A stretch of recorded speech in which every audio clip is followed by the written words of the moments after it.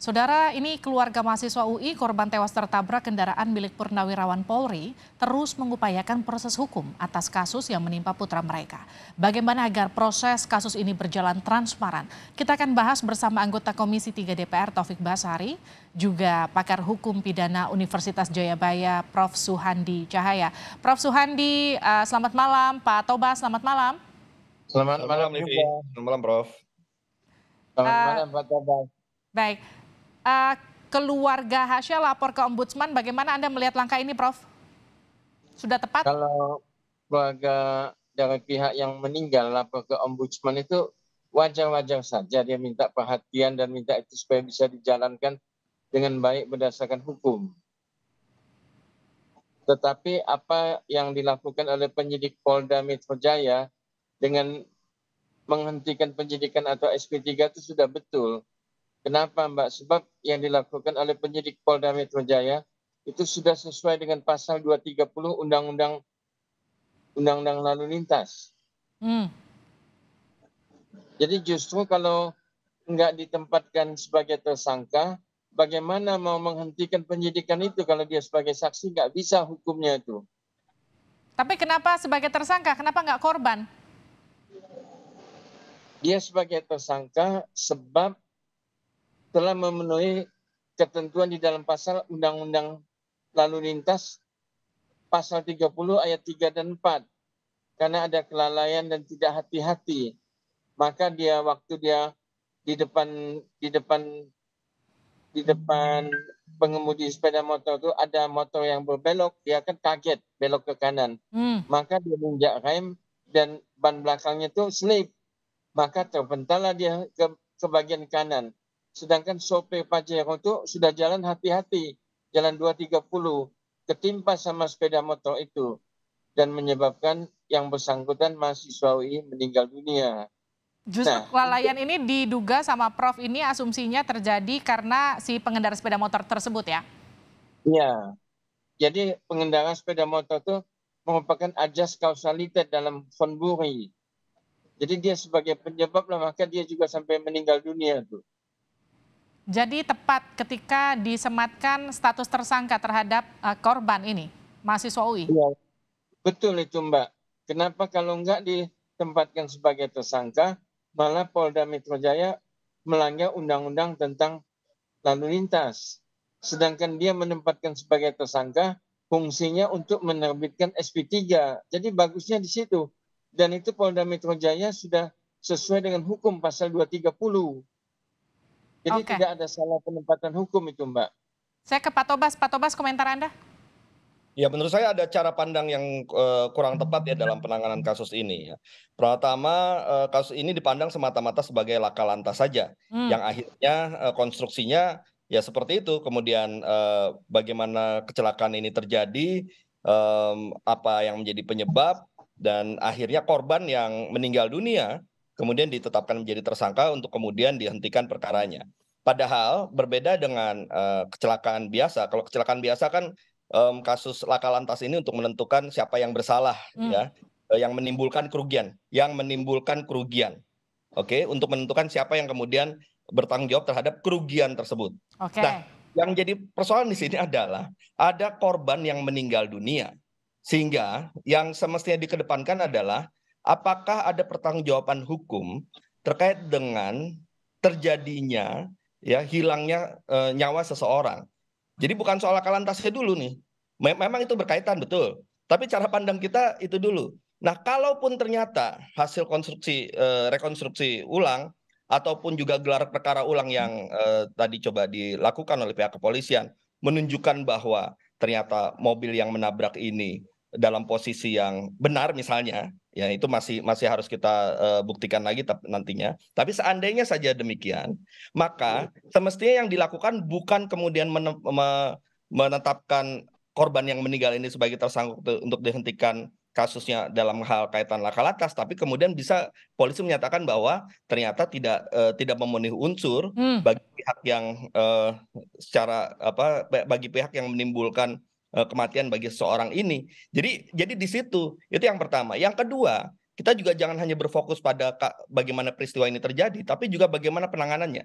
Kan ada keluhan dari pihak keluarga, ya, mulai dari bagaimana sikap pelaku terhadap korban dan keluarganya, kemudian tekanan yang dialami oleh keluarga. Nah, ini juga yang menurut saya menjadi penting bagi pihak kepolisian, ya, untuk melihat profesionalitas dalam penanganan perkara ini. Jadi bukan hanya pembuktian saja, tapi juga soal profesionalitas dalam penanganan perkara ini, sehingga tidak menimbulkan hal-hal yang kita lihat sebagai rasa ketidakadilan yang dialami oleh keluarga korban yang telah kehilangan anggota keluarganya ini. Pak Tobas, artinya Anda menilai ini ada kesalahan penanganan secara prosedur sejak awal kasus ini terjadi?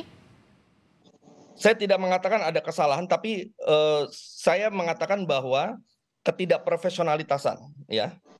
Jadi harusnya ketika kita menangani suatu perkara, maka tidak hanya kita dalam satu pandangan saja, tapi kita juga harus melihat aspek-aspek lain, aspek kemanusiaan, ya, aspek bagaimana kita bisa memahami kondisi dan perasaan korban, yang kemudian jangan sampai ketika kita menyampaikan pemberitahuan, ketika kita memberitahukan perkembangan perkara, akhirnya membuat korban yang sudah menjadi korban karena kehilangan anggota keluarganya menjadi menambah lagi beban korbannya akibat dari hal-hal yang dianggap tidak pas yang dialami oleh korban. Ini yang menurut saya lebih komprehensif dibandingkan kita hanya melihat semata hanya soal apakah laka lantas ini siapa yang bersalah dalam posisi mobil, dalam posisi motor, bukan itu, tapi lebih luas dari itu sebenarnya.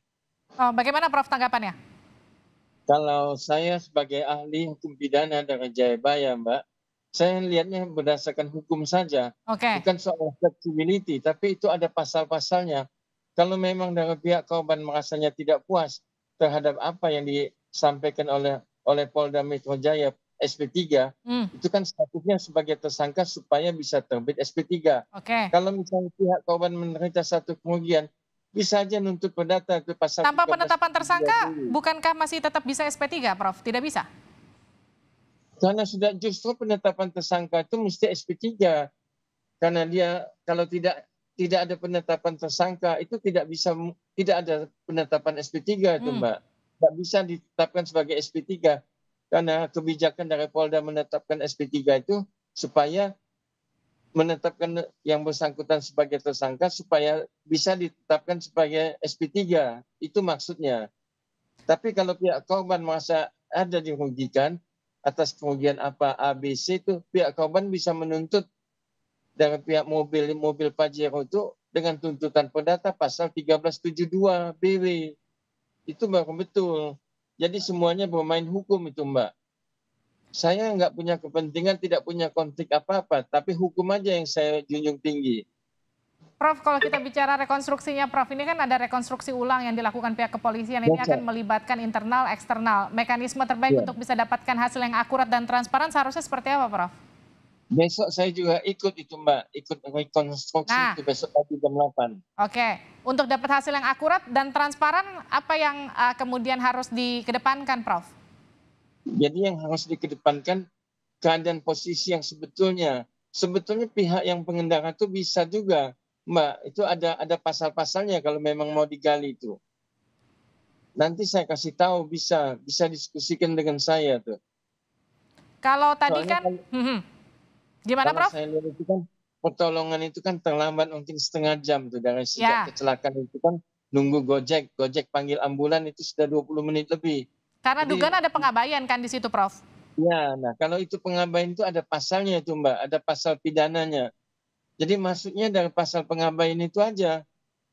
Jadi pihak yang meninggal keluarganya bisa bikin LP dengan pasal pengabaian itu.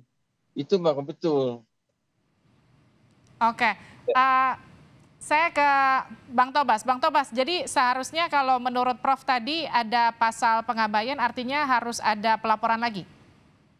Ya, jadi begini ya, inilah yang maksud saya penanganan yang seharusnya profesional dan komprehensif. Ketika melihat perkara ini, maka perkara ini tidak bisa hanya dibatasi saja pada soal laka lantas.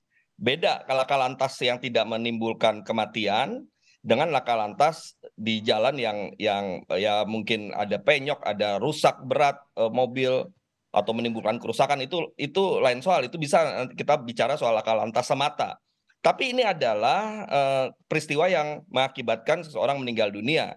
Ya, mestinya polisi masuk dulu ke pasal 359 KUHP ya, karena lalainya menyebabkan seseorang meninggal dunia. Nah, nanti tinggal kemudian dibuktikan apakah memang ada kelalaian yang menyebabkan, ada kelalaian yang dilakukan oleh pelaku penabrakan atau tidak. Sehingga kalaupun kasusnya dihentikan, ya itu didasarkan pada tidak memenuhi unsur gitu misalnya. Bukan kemudian malah kita fokus hanya pada laka lantas yang menetapkan tersangka yang merupakan korban yang meninggal dunia, dan dianggap setelah menetapkan tersangka terhadap korban yang meninggal dunia kemudian selesai.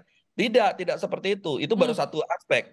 Belum lagi aspek misalnya tidak memberikan pertolongan, membiarkan dan sebagainya yang mungkin juga bisa masuk juga ke situ. Tapi yang paling penting adalah ya bagaimana kemudian ketika nanti ini kan sudah ada perintah dari Mabes Polri untuk merekonstruksi ulang ya, kemudian menelusuri lagi secara transparan. Mudah-mudahan saya berharap ya kita tidak hanya fokus pada laka lantasnya saja, tapi pada aspek-aspek lain.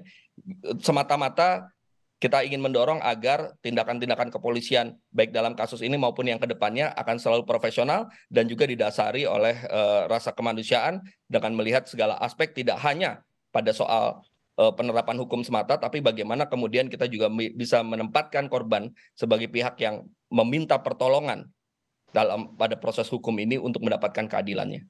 Oke, Mas Tobas, kalau tadi kita berbincang dengan Prof. Sohandi kan ia menyebut penetapan tersangka itu semata-mata untuk mempercepat proses SP3 yang kemudian dilakukan pihak kepolisian. Apakah ini kemudian menurut Anda memang juga jadi opsi terbaik yang diambil kepolisian ketika menetapkan tersangka? Atau seharusnya ada opsi lain yang bisa dilakukan untuk menerapkan sisi manusiawi dan juga rasa empati terhadap keluarga korban? Ya, ketika korbannya sudah meninggal dunia, sudah gugur langsung, tidak perlu si korban yang meninggal dunia ini ditetapkan tersangka. Itu memang menyakitkan hati. Itu yang membuat pihak keluarga tidak bisa menerima adalah sudah meninggal kemudian dijadikan tersangka. Itu kan pihak penyidik harus juga punya rasa itu, ya. Itu paling penting juga. Sehingga sebenarnya ketika sudah meninggal dunia, ya sudah, kita tidak lagi bicara soal ya pembuktian mengenai laka lantasnya. Laka lantas dalam arti peristiwa apakah kemudian si korban ini ternyata berdasarkan laporan harus diproses hukum atau tidak, karena sudah meninggal dunia. Jadi gugur seketika pada saat itu ya. Karena itu ketika sudah gugur kasusnya, maka kita masuk ke aspek yang lain, aspek 359 KUHP, karena lalai menyebabkan orang meninggal dunia. Kemudian aspek pembiaran. Itu yang harusnya masuk, bukan soal lagi menempatkan korban sebagai tersangka. Itu yang harusnya jadi pelajaran buat kita semua, karena akhirnya timbul banyak kritikan karena dianggap ini kok tidak adil ketika sudah meninggal dunia kemudian ditetapkan tersangka, padahal seketika itu dia sudah gugur. Tidak perlu kita lanjutkan lagi kasus apakah yang bersangkutan itu memiliki peran bertanggung jawab terhadap kejadian dan laka lantas itu atau tidak, karena yang bersangkutan sudah meninggal dunia, sudah gugur dengan sendirinya. Oke, terima kasih telah bergabung bersama kami anggota DPR RI Taufik Basari. Terima kasih juga Prof. Sohandi, pakar hukum pidana, telah bergabung bersama kami di Sapa Indonesia Malam.